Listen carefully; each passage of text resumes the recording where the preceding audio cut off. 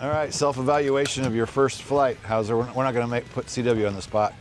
We're going to put you on the spot. So you devised how you wanted to operate this advanced auto rotation. Well, this actually worked out exactly how I wanted it to.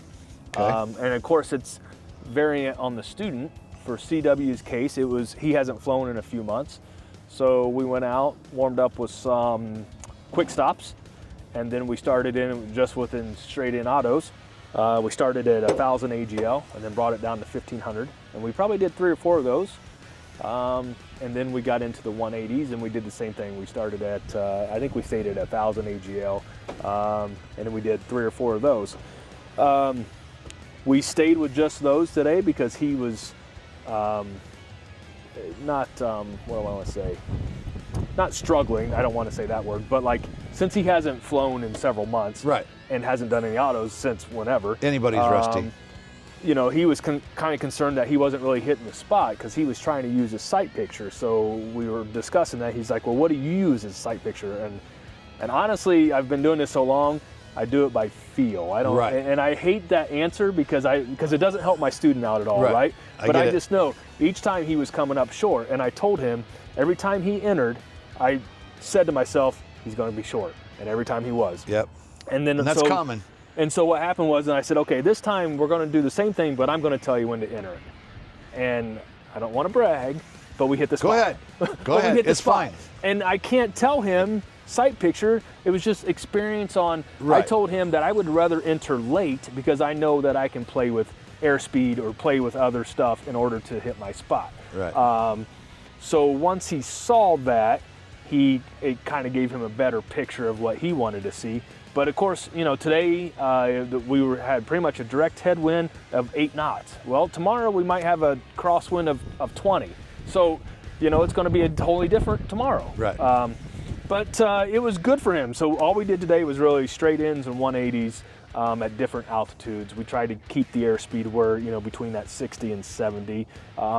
But I think for today, it was just, for the first one, it was really good for him just to get back in there and do some of it. And to reiterate for somebody who might just be haven't heard about what we're doing, this is advanced auto rotation course, but this is the first flight where you chose to just go, let's just warm up doing the normal stuff. Well, then you're going to move into the more advanced stuff. And I think that's really kind of the concept anywhere you go when you're doing advanced stuff, right? You at least got to warm up with the normal stuff, right? Or you got to do a few of those before you just can't show up here and be like, okay, we're going to go out and we're going to do 0 airspeed autos first thing. Right. You know, we got to make sure that, you know, we got the basics down. And then so I think he's doing well. And on the next one, whether that's later today or we'll start fresh tomorrow, we're going to play with airspeed. We're going to play with S-turns. We're going to play with extending the glide. That will be hour 2. Nice. All right, so we got Hauser bringing the aircraft in, and we're going to eat Jimmy John's here in a minute. But we're going to put CW on the spot and get his thoughts on what we did so far. I'm going to get the door coming down.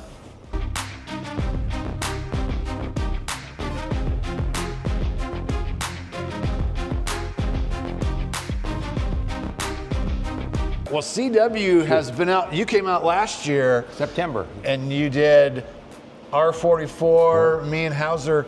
And did you? We weren't even really a package. You just wanted to come and fly, right? Just exactly. I don't get that opportunity to fly that often. So that we didn't really have a course. It was just, hey, I want to come out and fly the R-22. Sure. So you flew 2 days with me, or you flew 2 flights with me and 2 flights with Hauser. Right.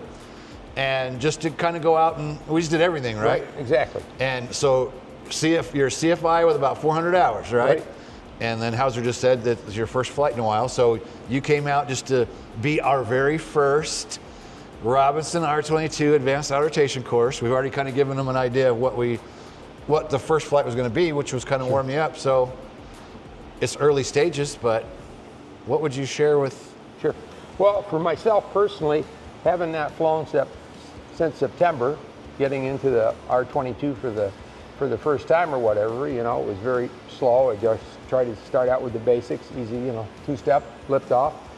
Today was a little interesting because I think the last time I was here there wasn't any winds, and today the winds were about 10 knots, and so basically it was going to be into a headwind, but from where we lifted off, we were basically flying perpendicular to the headwind until we got out to the runway to take off and stuff. And then basically we started out with 1,800 feet and then 1,500 feet for the straight-in autos and the 180s.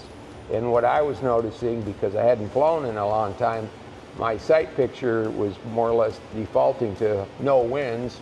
So because I had a 10-knot headwind, I kept coming up short every time. So him and I talked a little bit about, you know, how he determines when to go into an auto versus the way I was trained. So basically, we kind of let him call the one to descent, and I noticed that my sight picture was different, but I got much closer to the spot. And then in the 180s, we ran into one situation where I delayed a little bit going into the 180 because I was concerned about an aircraft on the runway, which by the time I would have turned, he would have been off anyways, but still I always get a little nervous when I see an aircraft on the runway. So then again came up short, and then on the last time kind of hit the spot, but one thing I was doing on the 180s was keeping my speed a little higher than I should.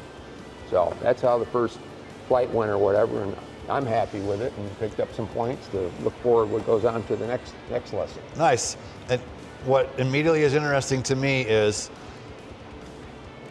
in the R-44, in the last 2 years we've been flying it, people come here from some other state, they come here, and almost every time we start doing autos, almost every time they end up short. And not only just short, like way short. And so I thought it might have been something about that specific R-44 and the way the panel sits or something compared to other R-44s. So it's interesting that in your first flight in this, you're coming up short. So far, here's a theme of what people perceive, and we'll have to think about that, but maybe it's like, because you're in a different environment, sure. You know, why is it that people are in general coming up short? Yeah. All right, well, we got some Jimmy John's ready, so let's eat some Jimmy John's, and then I'm going to show you my new CFI, the one that just came in without the expiration date, and open up some other mail. All right, let's eat. Okay.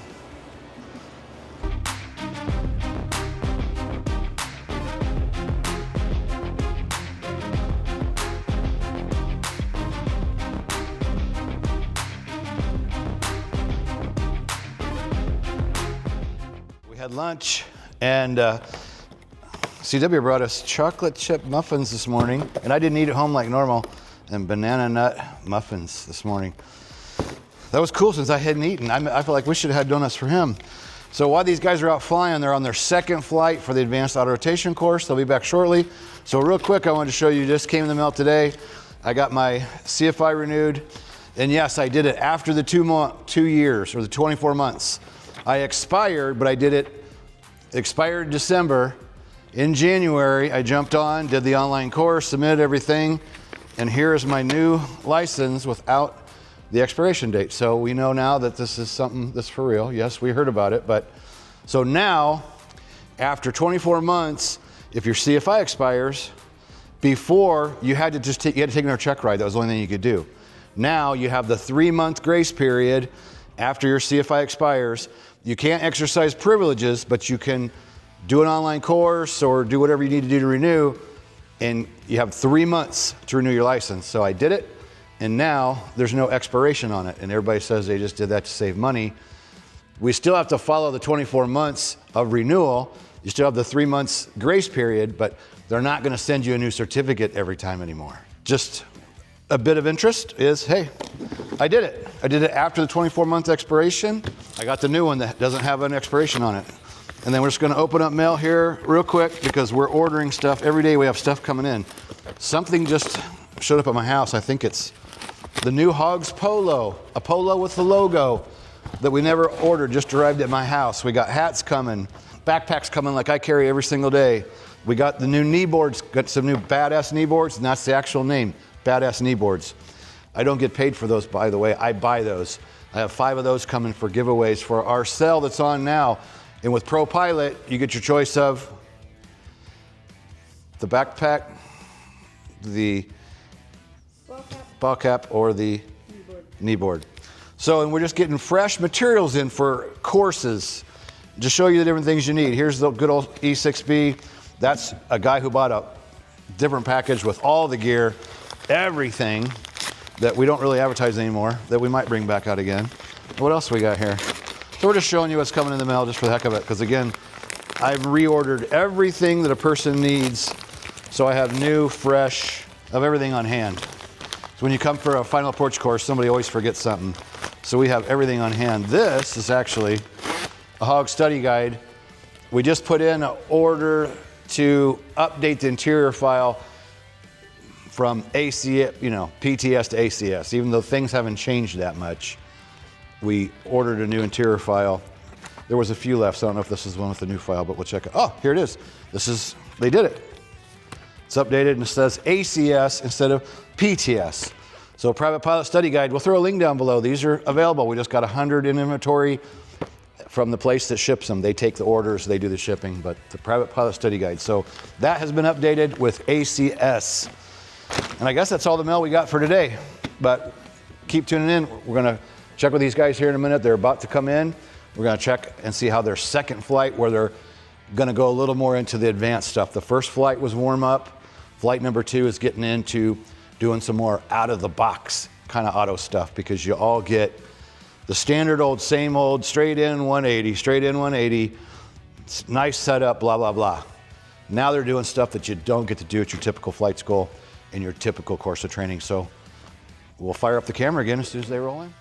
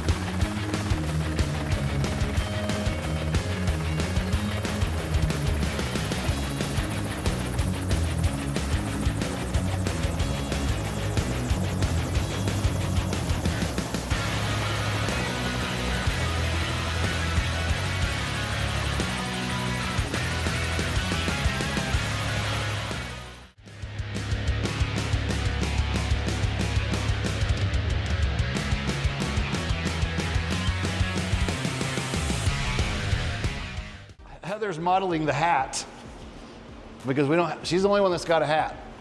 The new ones are on their way. There's 12 of them coming. So what we're doing is, I'll let them pull inside because it's rainy and cold.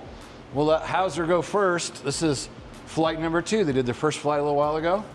So on this flight, what did you guys do? So on this one, we warmed up again, just did a couple of quick stops. And then we went around, we did a normal, I think straight in, just to kind of get right back into it. And then from there, we started with playing with airspeed as far as trying to hit the spot. So nice. We entered late knowing that we would go over our spot. So what we did was we played with the airspeed. We entered at, cruise airspeed at whatever altitude it was. And then, we like the number 60, 65 is kind of what we do. Yep. But, we brought it all, I think on the first one, we brought it back to 40 to see what that was like. And I think at first he wasn't really comfortable with that.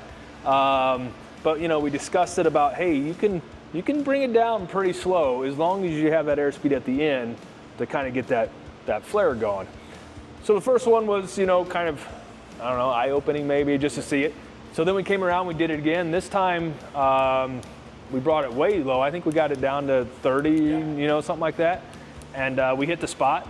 And also he could really see the difference with, hey, we knew we were going to overshoot, bring that airspeed back, maybe 300 feet, AGL, start pushing forward, building the airspeed, and then flare.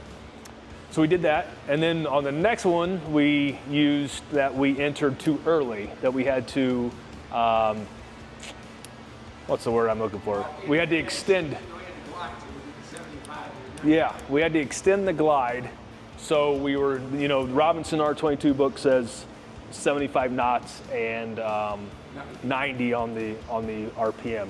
This one does not have a V&E barber pole for power off, but so we kind of talked about that. If you went much faster than that, you wouldn't have enough air up through the blades to keep us up in the air. So 75 is where they want you. So we were doing 75 and we were doing 90, and you could really see how that stretched the glide.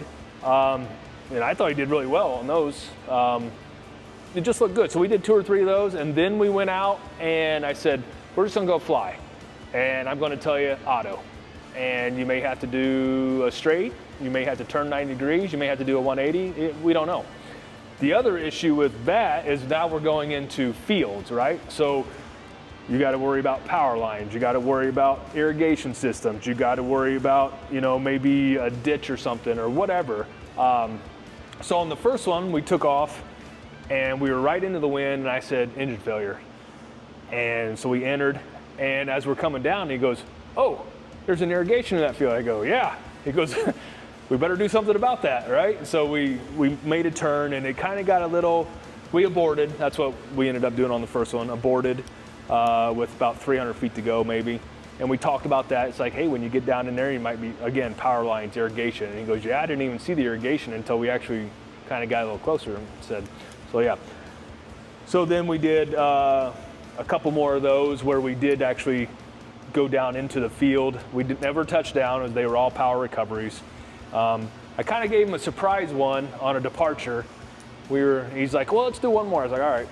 So we were here, and we departed, and we were coming around the pattern. I said, let's go around the pattern, and we'll figure out what we're going to do. Well, when we departed and we started making our right crosswind, I said engine failure, and he kind of it's kind of a surprise, right? I mean, I said engine failure in 3, 2, 1, but it was kind of a surprise. So airspeed got low, RPM kind of got a little, but that's what this course is about right there. Correct. Is even though he knew.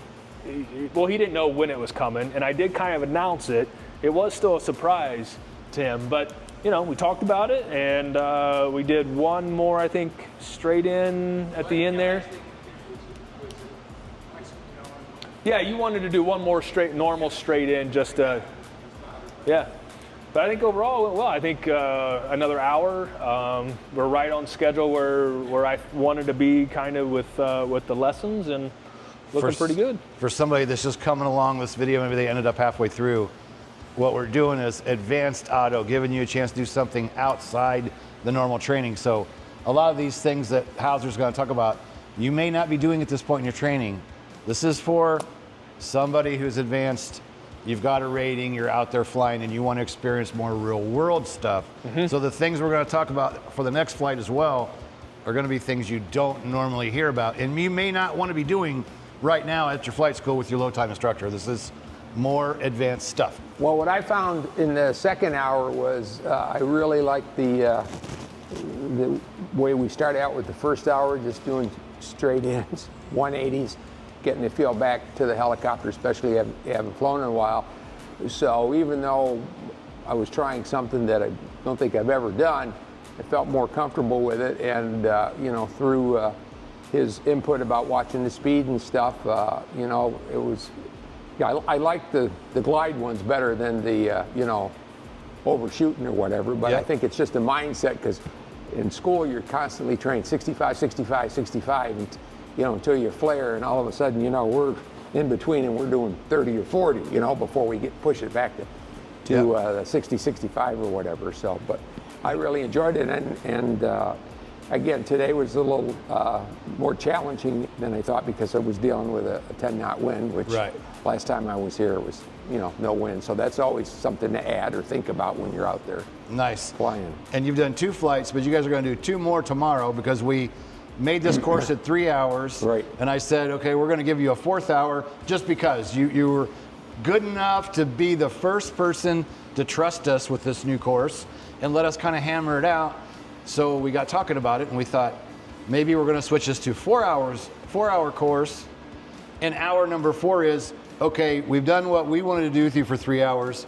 What do you want to do the last hour? Exactly. So maybe that's kind of what we do next with this course, is make it a 4-hour course, 2 days, 2 hours each day, we've got the things we want to take you through, let you experience those, and then number 4, Yeah. go, okay, what do you want to work on during that 4th hour? I think that would be good because you're going to get people in from all different schools and say, you know what, this is something I'd really like to know or try because I'm in a high elevation school, or I'm down in the desert or whatever, and this is something that I've thought about, but for whatever reason my school doesn't really want to try that just yet or something like that. Yep.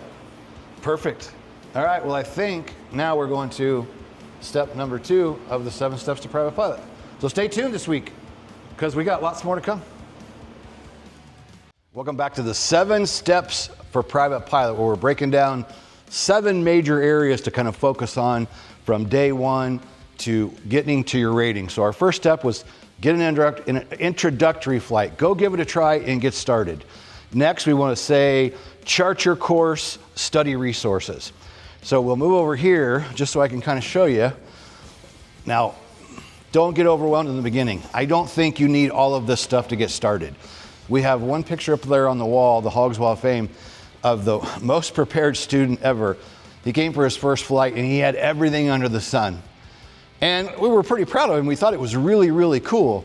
But for the most of you, if you buy everything from the start, it's probably going to overwhelm you. So I want to help you with where should you get started. And what I would say is this one right here, called the Helicopter Flying Handbook. The FAA tells us as student pilots, private pilots, instrument pilots, certified flight instructors, and examiners, we should all be referencing this book. And when I started back in the late 90s, it was called the Basic Helicopter Handbook. And I can remember going for my first couple flight lessons, the guy sold me one of these and said, here, take it home and read it. I remember going through in the beginning and thinking, oh my God, this stuff is really super complicated. Well, let me tell you, don't worry about that. I think this is where you should start. This is the first book you should get, but just start working through it. In the beginning, it's going to talk about flight controls and helicopters specifically. Get it and start going through it because it's going to help you in the beginning to help understand what the controls do and the basics of what helicopters do when they fly and how they fly. But don't let it overwhelm you because as you start flying, these things will make more sense and more sense. So just the tip is, I remember getting started and thinking, oh my God, I'm never going to learn this. But I didn't let it stop me. I kept moving forward. And then eventually at some point, the light bulb comes on and you go, oh, I get those things I was reading about that were kind of overwhelming. I get it now, it makes sense. So as you start doing ground school, whether you do it with your instructor one-on-one or you use something like Helicopter Online Ground School that we have here to help you get through the knowledge areas and the flying portion, this is where you want to start. So that's the first thing I would get. Now we'll go through some of the other recommended things. I would next consider a POH, or Pilot's Operating Handbook for the aircraft that you're going to be flying. Now you would want to wait and make sure maybe you've flown a couple places and you're going to pick the helicopter that you want to fly with. But having your own copy is nice to study at home. These you can go online and you can download these for free. So it's no cost to get the PDF version.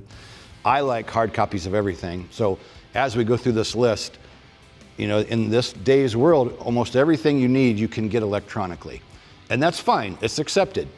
However, having paper copies, they're always available and ready for you to go versus iPads that freeze up, get too hot, lock up, cause all kinds of problems. So I recommend having both. Have your electronic version and have your paper version to back you up as well. And again, when you first start reading through these things, it's going to be complicated, but it'll get easier with time. And it's not like you got to start studying immediately, but start kind of leafing through it and learn about the aircraft. That's going to help you a lot along the way. Then some of the basic tools.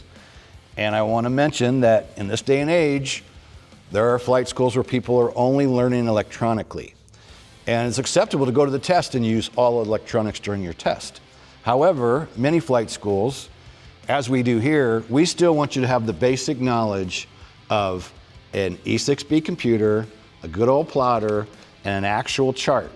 And people's first objection is, oh, but you can't buy them anymore. Well, you can go to Sporties or different places on the web and order them for $8 or $10 or $12. And these are really super nice for studying. And something else in the beginning that ties into the chart is a helicopter knee board. We use these, and they're from a guy who calls them badass knee boards. And I mention him not because this is a paid advertisement. At this point in time, we have none of those. But this young man sent me a couple versions of this, and I really liked it. So we've started giving these away. And by the way, we're going to be giving these away during our 13-year celebration that starts March 1st. So we're going to have a lot of different giveaways. A knee board, we're going to have some hats, the H.O.G.S ball cap, and the H.O.G.S backpack like I carry every day to and from the hangar. We've got some of those on the way as well, and we'll open those up in some future videos. But a knee board in the beginning is super nice. Let's exaggerate that this is your checklist. And when you're learning, the nice thing about having a knee board to take with you during your lessons is you can slide your checklist in here. Again, we're pretending this is a checklist. And students, when they're learning, they got to go through a whole list of items, right? And if something gets messed up during the startup, you can do hundreds of thousands or thousands of dollars of damage to an aircraft, and we know because we did that just a little over a year ago with a new student on his third lesson. We made a bad mistake, and we should have stopped and went back to the beginning, but we tried to continue on, and then we had something dumb happen that cost us about $36,000. So the nice thing about a knee board is as you're learning, we order them with this little plastic strip on here. So if you can imagine this is a checklist with a whole big long list of items, when this is on your leg and attached, you can keep working through the list and just keep sliding that checklist so that when you go to do an item in the helicopter, you're checking this, you're checking that, you can come back and you know where you're at. Otherwise, if you're just trying to lay the checklist on your knee, it's falling on the floor, it's falling between your legs, and then you're picking it back up and you're trying to go back to where you were. So a knee board is really, really nice in the beginning to help you learn the checklist and a systematic way to go through that checklist. And that will help save time and money the sooner you can get comfortable with that checklist, because it takes a little bit of time, right? You climb in there and you're a little bit nervous. Instructor's letting you start the thing up and go through all the steps. If you can stay organized, it just makes that more stress-free, and you're going to learn more. You're going to save time and money by staying organized in the cockpit. So highly recommend these. You can find him on the internet by just, it's moagear.net, or search Badass Knee Boards. It'll come right up. I love that he had the guts to name his company or his knee boards Badass Knee Boards. I think that's freaking phenomenal. So again, these tools are for getting through private pilot. We want you to learn these things. And a little tip for later on when you take your test, you're probably going to want to use an electronic piece of equipment like an iPad to do ForeFlight for your cross-country planning. The nice thing is you can have your chart folded for the route that you're going to be on the day of your test, and your iPad can be on top, and you can just slide this as it's on your leg. You can slide it as a backup underneath your knee board and have it right on your leg. So if that iPad would freeze up, go dead, or lock up from the heat, you can simply just pull out your chart, put it down, and not get lost. And on the private pilot, you only have to fly to one checkpoint. It's only one leg. And we had a guy in the past year and a half or so that failed. His iPad locked. He had one of these underneath his leg, but he was too frustrated when this quit because he didn't have any experience with these, and he failed the test. So something for you basic starting out, learn to know how to use these along with electronic stuff. Get a knee board to help you out in the cockpit. I said there's two other big choices. Something that I like and I used throughout my private pilot training, this is an updated version, is the Jeppesen Private Pilot Manual. Again, this is not a paid advertisement. I like the Private Pilot Manual, and I know it's got an airplane on there, but don't snoot your nose because we're flying helicopters. Even though it's got an airplane on there, this book covers cross-country planning, airspace, weather.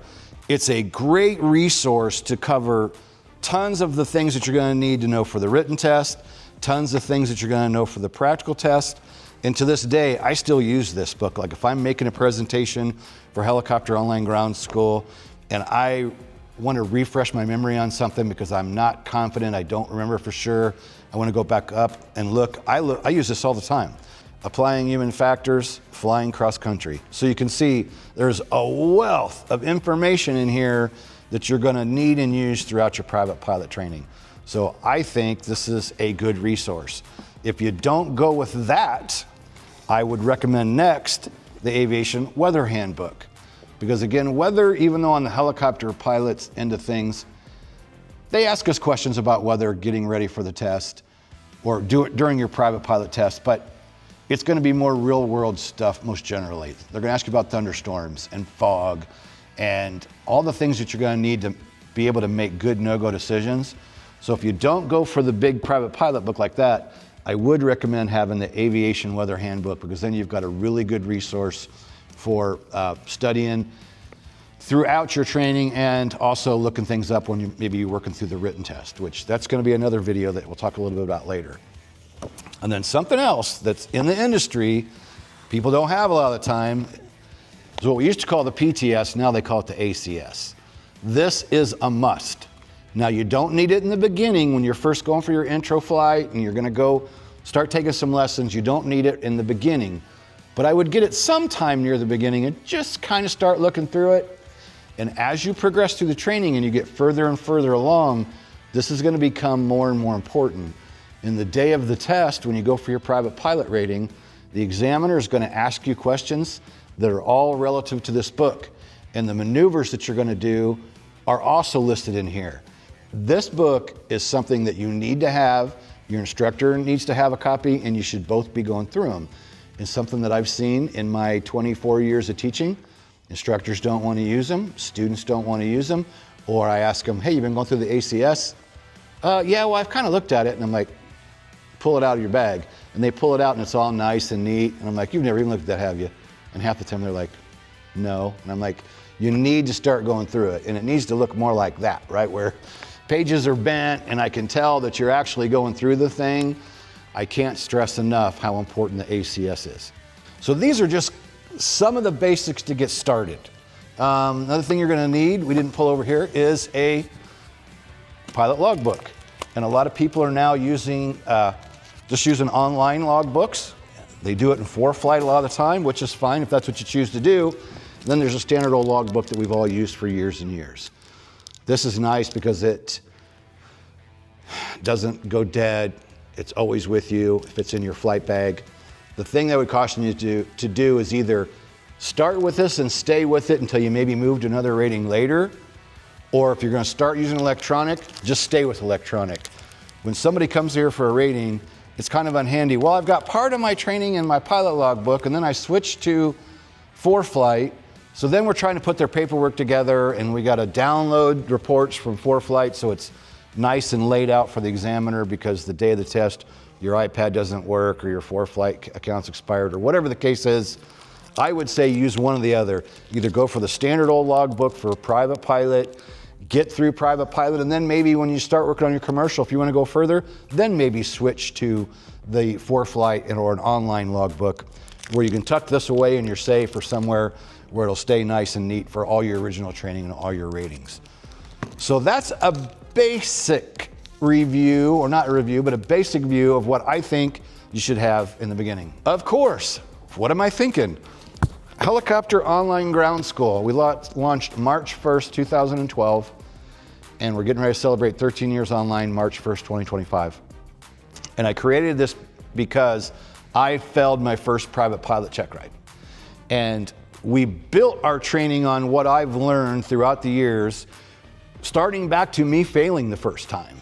And I can tell you that if I'd have been going through the PTS, that's now the ACS, and I would have been utilizing that correctly in the beginning, I wouldn't have failed. However, I'm not mad about failing because it changed my whole outlook on everything that I've done since.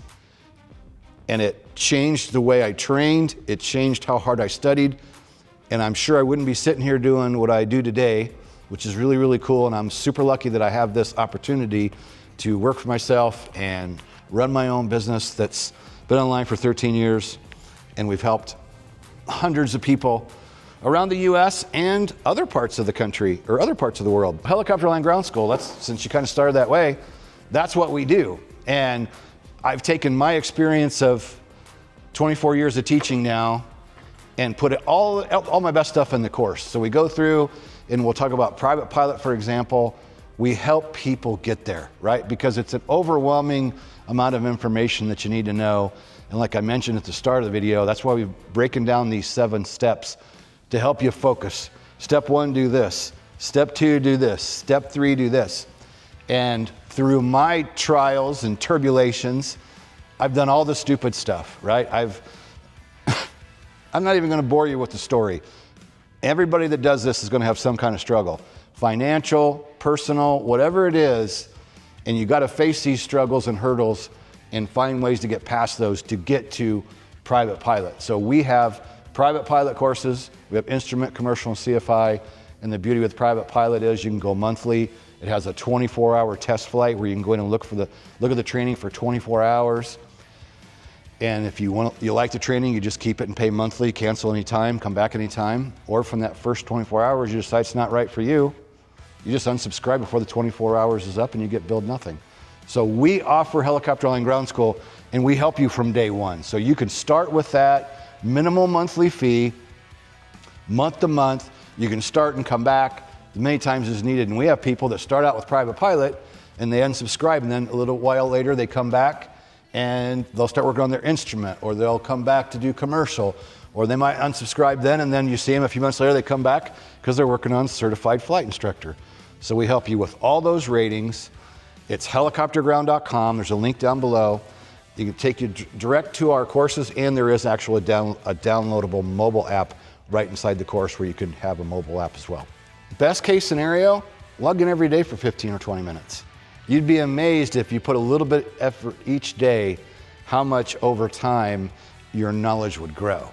And if you hit it too hard in the beginning, of course it's overwhelming. So it works best if, as you're taking your lessons, you're actually going through ground school as well and working on both together. We've had people that learned all the ground first and went to fly, and you can certainly do that. But as you're learning, if you're going through Helicopter Line Ground School, you're learning about these concepts through video and audio cues, and then you get in the helicopter and you go, oh, that video, that dissymmetry of lift thing. Once you're in a helicopter, you go, oh, okay, now I get what they were talking about in the video. So it helps bring the concepts together. And we've had people who bought the course and went through 40 or 50 hours in a week before going to take their check ride. You could do that as well, but that's jam-packed every day, hitting it super hard. So if a person even studied 3 or 4 days a week for a half an hour, you would be amazed. And we have progress tracking, which is nice. So you go in, there's a series of 18 lessons, and as you work through the lessons, it keeps track of how much of the video you've watched and what videos you have or haven't watched. So you can go back at any time, hey, I've watched that one already, but I'm gonna watch it again, or I only made it through 50% of that video and the phone rang and I got distracted. I'm gonna go back and finish the second half of that video. So through progress tracking, you can go through the videos as many times as needed, but also know your progress as you go through. Go down below for helicopterground.com, go and take your 24-hour test flight. And then remember, we may have not mentioned in this video, this is a resource for beginners. Private Pilot 101 Helicopter Training Blueprint. That link is down below. And we're also going to put together something cool for the 7 steps. And we'll put a link down below for that. Maybe by this time they see the video, we'll have that done. We'll put a link down below for the 7 steps as well. We're going to put this together as a nice, clean PDF for you to look at. So we'll put that down below as a PDF as well. And if you're on YouTube, by the way, subscribe and click that little bell. Just a favor to us, we're trying to get to 50,000 subscribers. It doesn't mean anything. We're approaching 48,000. Personal goal of mine is to hit 50,000, and then I don't care anymore. I don't get anything, I don't get any money, I don't get a button. It just sounds cool, 50,000 YouTube subscribers. So do a favor for us for all the free content we put out. Give us a subscribe and click that little bell. And we'll see you in the next video on the FAA written test. Peace out. When you feel the pressure to fly, but know the right decision is to stay on the ground, hit the H.O.G.S no-go and live to fly another day. Helicopterground.com. Is CW talking too much? Is that why it's all foggy on that side? Yeah. He's breathing heavy. I got him sweating. Yeah. I got him sweating. Thinking about that nurse from North Carolina. No plans for me that I have for her. Does he want to ride? I don't know. Is he riding along? I thought about pulling him in while he's in there. Maybe he doesn't want to get wet. Maybe he melts if he gets wet. Cut. Now let's do it all again. Now we got the helicopter behind us.